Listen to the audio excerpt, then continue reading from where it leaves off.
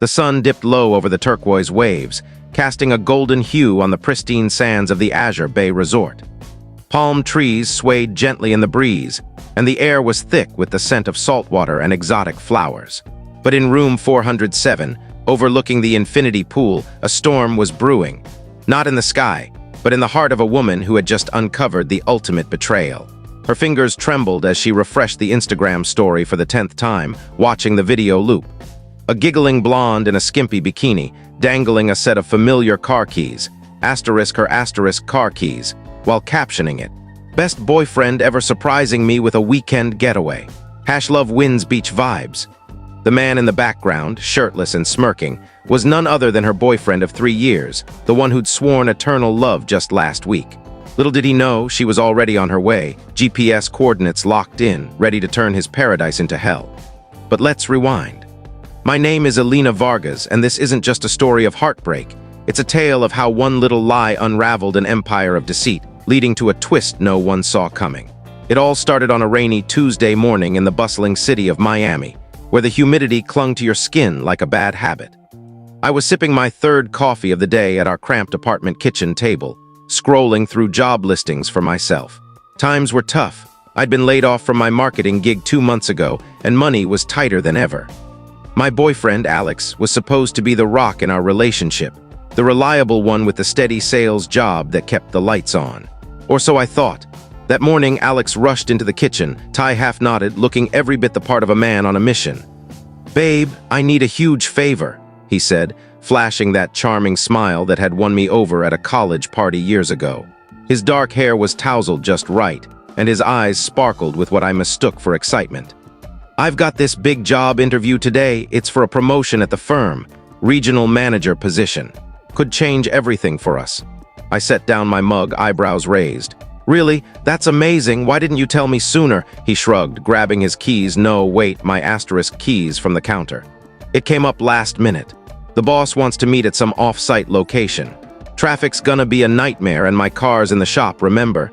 Can I borrow yours, pretty please?" I hesitated for a split second. My car, a sleek black Audi A4 I'd scrimped and saved for during my better days, was my pride and joy. It had all the bells and whistles, leather seats, sunroof, and yeah, a discreet GPS tracker I'd installed after a string of car thefts in the neighborhood. But Alex was my guy. We talked about marriage, kids, the whole 9 yards. "Of course," I said, handing over the keys with a kiss. "Knock 'em dead. Call me as soon as it's over." "Promise," he replied, pulling me into a hug that felt a tad too quick. And just like that, he was out the door, leaving me with a lingering sense of unease I couldn't quite place. The day dragged on. I applied to a few jobs, cleaned the apartment, even baked some cookies as a surprise for when he got home. By noon, no text. By 2 p.m., no call. I tried his phone straight to voicemail. Probably in the interview, I told myself, pacing the living room, but doubt crept in like fog over the bay. Alex had been distant lately. Late nights at work, secretive phone calls, a new cologne I didn't recognize. I pushed the thoughts away, but they festered. That's when I remembered the GPS app on my phone. It was meant for emergencies, not spying, but curiosity, or was it intuition, got the better of me. I opened it and my heart sank. The little blue dot wasn't at his office downtown or any corporate building. It was speeding north along the coastal highway toward the ritzy beaches of Fort Lauderdale. "What the hell?" I muttered, zooming in. The dot stopped at the Azure Bay Resort, a 5-star haven for the elite with private villas, spa treatments, and rates that could fund a small country. Panic set in. Was he in trouble? An accident? I called again, voicemail. Then on a whim, I logged into Instagram. Alex wasn't big on social media, but I followed a few mutual friends. Nothing. Desperate, I searched the resort's hashtag, Azure Bay Resort. Posts flooded in, couples toasting champagne, influencers posing by the pool, and then, there it was. A story from a profile I didn't recognize at Beach Babe Mia. A video of her lounging on a cabana bed, panning to a man who looked suspiciously like Alex, handing her a tropical drink. The caption, "Spoiled rotten by the best boyfriend ever." 2 hearts vacay mode. I clicked on her profile. Mia Thompson, blonde, bubbly, a fitness influencer with 50K followers. Her stories were a montage of the day. Checking into the resort, a couple's massage, and then the dagger to my heart. A close-up of her holding up my car keys, the distinctive keychain I'd customized with our initials E and A clearly visible. He even drove us here in style, smiling face with heart eyes, best boyfriend ever.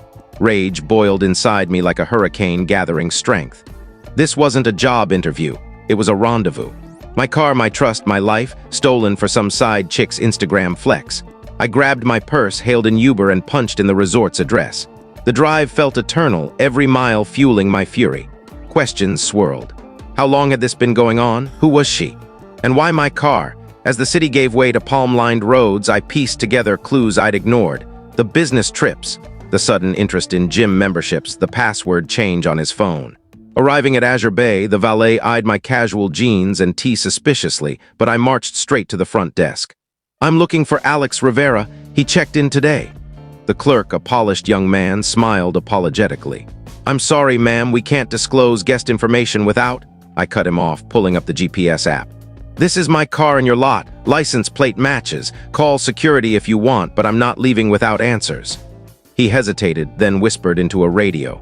Minutes later, a manager appeared, escorting me to the security office. They confirmed. My Audi was parked in the VIP section, registered under Alex's name. "Do you want us to involve the police?" the manager asked. "Not yet," I said through gritted teeth. "Just point me to his room." They couldn't officially, but a sympathetic security guard accidentally mentioned room 407 while walking me out. I took the elevator up, heart pounding like a drum.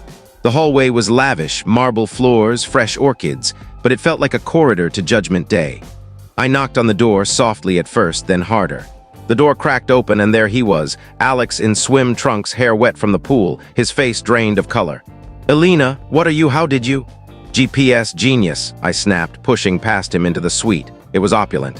King bed with rose petals, champagne on ice, a balcony view of the ocean. And there on the couch sat Mia, wrapped in a towel, scrolling her phone. She looked up, confused. "Babe, who's this?" "Babe," I echoed, laughing bitterly. "Oh, honey, I'm the owner of those keys you're flaunting online. And the car. And apparently the boyfriend." The room exploded into chaos.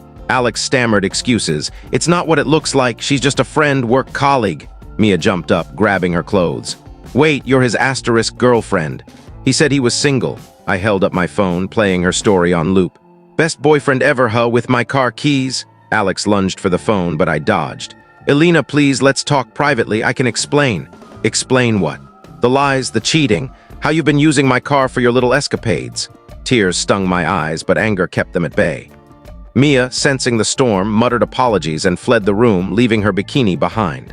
Alone with Alex, the truth spilled out like vomit. It had been going on for 6 months. Mia was a client he'd met at work. Things just happened. The job interview was a cover for this weekend getaway. He'd even used our joint savings for the room. "I was going to end it," he pleaded. "I love you, Elena. This was a mistake." "A mistake?" I scoffed. "Mistakes are forgetting anniversaries, not building a double life." I grabbed the room key from the table, his, now mine, and stormed out, leaving him begging. But here's where it gets interesting. I didn't just walk away heartbroken. No, that night, as I drove my reclaimed Audi back to Miami, an idea sparked. Alex wasn't just a cheater, he was a fraud. Digging through his emails, I'd guessed his new password. Our anniversary, how original, I found receipts. Luxury gifts for Mia, charged to a company card. His sales job involved embezzling funds for personal use. The promotion, a lie to cover his tracks. I could have reported him anonymously, but where's the fun in that? Instead, I planned my revenge meticulously. Over the next week, I played the forgiving girlfriend. "Let's work through this," I said, all while gathering evidence. Bank statements, emails, even Mia's DMs confessing everything. She was more than happy to spill after realizing she'd been played too. Then on a sunny Friday, exactly a week after the resort fiasco, I invited Alex to dinner at our favorite spot. He arrived hopeful, flowers in hand. Midway through appetizers, his phone buzzed incessantly. His boss, then HR. Panic set in. "What's going on?" he asked. I smiled sweetly. "Oh, just a little tip-off, anonymous of course, about the embezzlement." His face crumpled. "You wouldn't—" "I did, but that wasn't the end." As he stormed out, I followed discreetly. Turns out Mia wasn't the only one. There was a third woman, his ex from college, waiting in the wings. I tipped her off too, via a burner account. She confronted him in the parking lot, leading to a screaming match that drew a crowd. The real twist, while Alex spiraled, fired, broke, and alone, I turned the tables. Using the evidence, I negotiated a quiet settlement from his company. compensation for the emotional distress caused by their employees' actions. Enough to start my own marketing consultancy. And Mia, we bonded over margaritas, turning our shared betrayal into a friendship. She even promoted my new business on her Insta, captioning, "Empowered women empower women." Shout out to Adelina Vargas Consulting for rising from the ashes. Girl power as for Alex. Last I heard, he was crashing on a friend's couch, jobless and keyless. Moral of the story: never underestimate a woman with a GPS tracker and a plan. The beach resort that was meant to be his escape became the launchpad for my empire. And that, my friends, is how betrayal turned into triumph.